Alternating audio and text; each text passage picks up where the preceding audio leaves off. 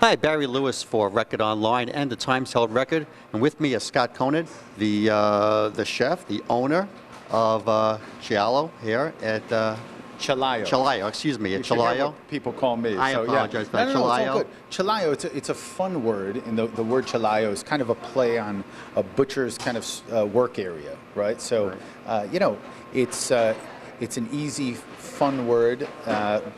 It has its pronunciation challenges, right, obviously, but I just felt like when we were working on the script and the writing of Cellaio, it just reminded me of something like an old school Italian joint. You know what I mean? So that's why we put it up here in the red leather menus and all that stuff. Kind of a little bit of a throwback. Now, you obviously have whole restaurants across the globe.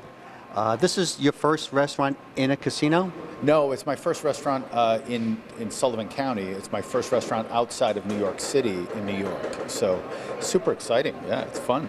When you put a restaurant in a casino as opposed to as a standalone, are there differences in either design and menu, anything that attracts people?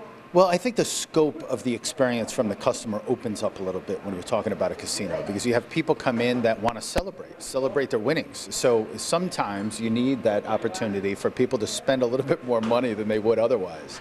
Or I always feel like not everybody's as lucky. So, people want to kind of drown their sorrows sometimes. So to be able to make it accessible and approachable for people on both ends of the spectrum, right? Or maybe try to get them in before they start losing their money. Well, there's that as well. So, we could take that money before the casino does.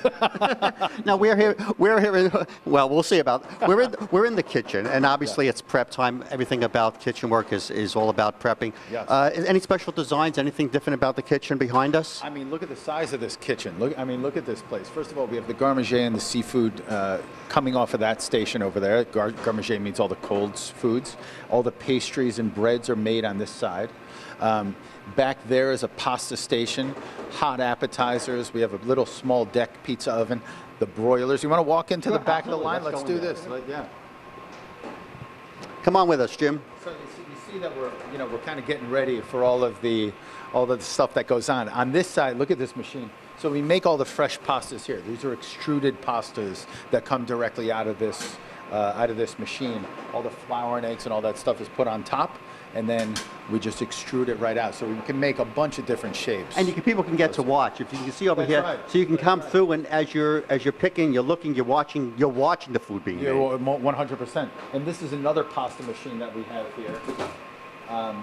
So we make a lot of pasta, clearly, as you can see, right? Now it's an Italian steakhouse. Is that the key? That it's the pasta that differentiates it from what people may know as a traditional steakhouse? Well, as a traditional steakhouse, they use a lot of butter. So we don't use as much butter. We use a lot of oils and infused oils and some spices and things like that to cook the steaks themselves. And also a lot of the accompaniments have a little more of an Italian feel to them, right? I have a traditional pasta al pomodoro, tomato sauce pasta, which was one of my signature dishes that we've done for years. I have a polenta with this mushroom and bacon sauce that goes over the top of it. It's frankly, it's just sexy. It's just sexy. When you eat that thing, I always say when I was single, I used to get dates with that dish. That'll do it. I needed all the help I can get. So. Big scallops. Yeah, scallops and whole roasted fish and salmon, and a lot of vegetarian options as well, because that's necessary. Again, it's meant to be a little bit more inclusive than exclusive, which is what a lot of casinos have, right? An exclusive clientele. So our intention is to make it a little bit more inclusive. And ultimately, it results in happy customers, which is the ultimate intention. Why'd you decide to come here? Brand new casino, obviously, it's the jewel of this region, but and maybe that was the reason. Unless there's something else about coming here. That's it. Also, I went to CIA up in Poughkeepsie in Hyde Park, New York. I was there years ago. It's a long time. We don't want to talk about time frames, but so I went there years ago, and it's fun to be back. I love it up here. It's just beautiful.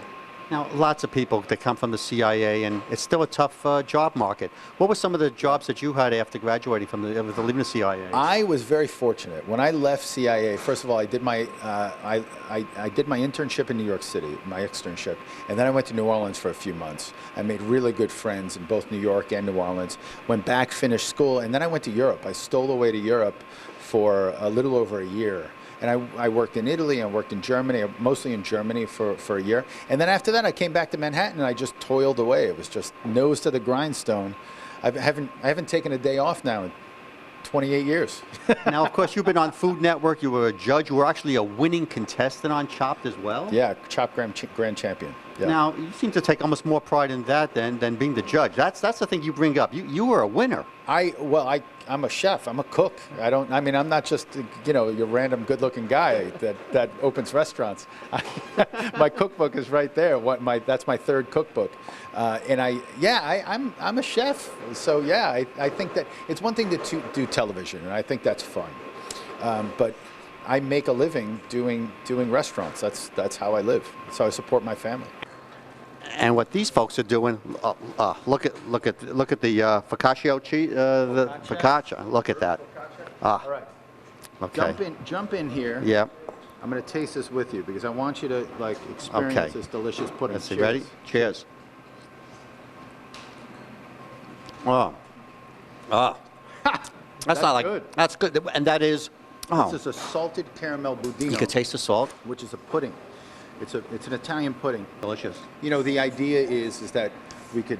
These are staples in Italian restaurants throughout the country, throughout Italy, and I feel like we do this well, and so we just want to be able to give it to our guests and make them happy. Scott, thanks for your time. My Appreciate pleasure. it. Thanks for the pudding. And again, Scott Conant, and the name of the restaurant is Cellaio. Cellaio here at Resorts World Casco. For Record Online, I'm Barry Lewis.